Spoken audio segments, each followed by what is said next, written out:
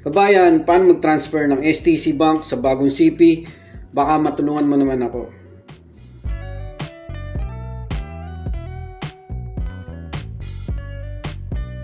Yo, what's up kabayan? Welcome back sa aking channel, OFW Nonoy. Bale, sunod ko pong i-share na video is kung paano i-transfer ang STC Bank apps natin sa another CP or bagong cellphone.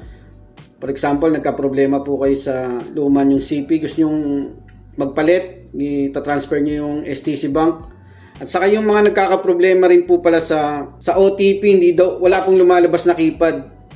Ang kadalasan po yung model ng CP nila, yung Infinix po mga kabayan. Kaya pagka yun po yung cellphone na ginagamit nyo at na-encounter nyo yung walang lumalabas na keypad, pagka magre-register na po kayo sa STC Bank, try nyo pong kung may extra po kayong cellphone, i-transfer nyo na po yung STC Bank. And ito po yung gagawin natin, ita-transfer po natin yung STC Bank app sa another CP. Okay, simulan na po natin. Ito, inilipat po natin yung STC Bank dito sa isang phone. Punta lang kayong Play Store, download nyo lang po yung STC Bank. Search nyo lang dyan, STC Bank. Ayan, STC Bank, install nyo lang po yan. Once na ma-install nyo na siya, open nyo na po. And next nyo lang po yan hanggang lumabas yung get started. Parehas lang ng pag magre-register sa normal. Lagyan nyo lang yung mobile number nyo, ikama, birthday. Lagyan ko lang details. Tapos check nyo tong box na to, I agree. Tapos continue. Enable nyo lang yung location. Allow nyo lang po yan. Magsisend po ng OTP ang STC Bank.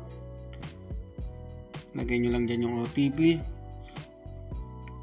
Ito na yung importante ng password nung nag-register po tayo na mayroong password sa STC Bank. Sa STC Pay kasi wala tong password eh. Lagay nyo lang ginawa nyong password sa STC Bank pag register nyo.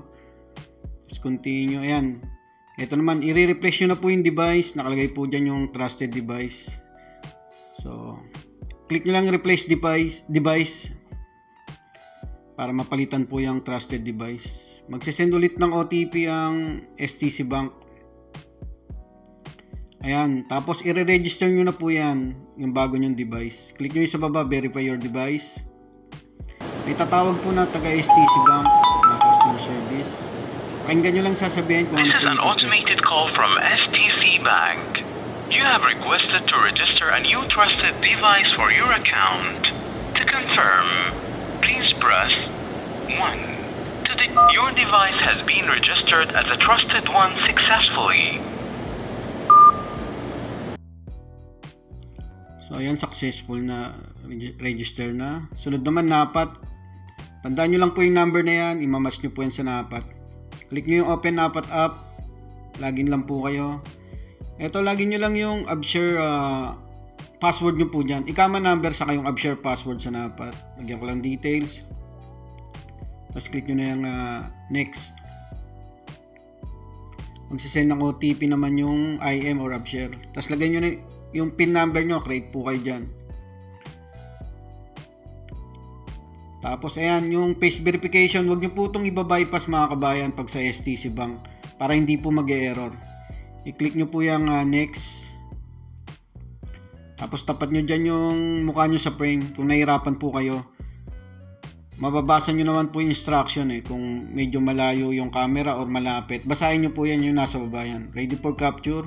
Pag ready na, press nyo lang yung itim na yan. Basta babasahin nyo po kung ano po yung nakalagay na instruction dyan. Makikita nyo po mamaya. And click nyo na yung finish. Tapos accept. Tapos proceed. Tapos yung number kanina, i-match nyo. PIN number ulit na ginawa nyo. Ito yung sinasabi ko mga kabayan. Itatapat nyo po yung mukha nyo dyan sa frame hanggang nagbilog po yan. Ayan, nakalagay po dyan, ready for capture. Please press. Pindutin nyo lang po yan. Tapos lalabas na po yan yung accepted na po yung ni-request natin. Balik na po kayo sa STC Bank.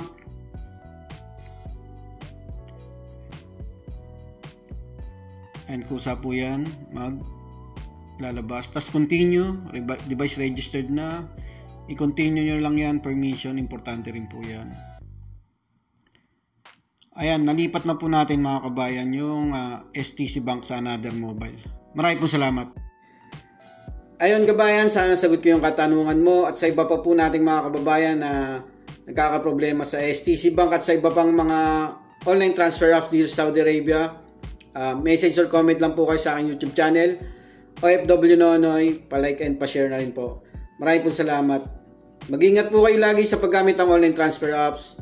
Secure yung details nyo. Yung OTP, wag nyo pong bibigay kahit kanino at yung mga tumatawag na nangi-scam na i-update yung account nyo, wag nyo pong i-entertain. Maraming po salamat.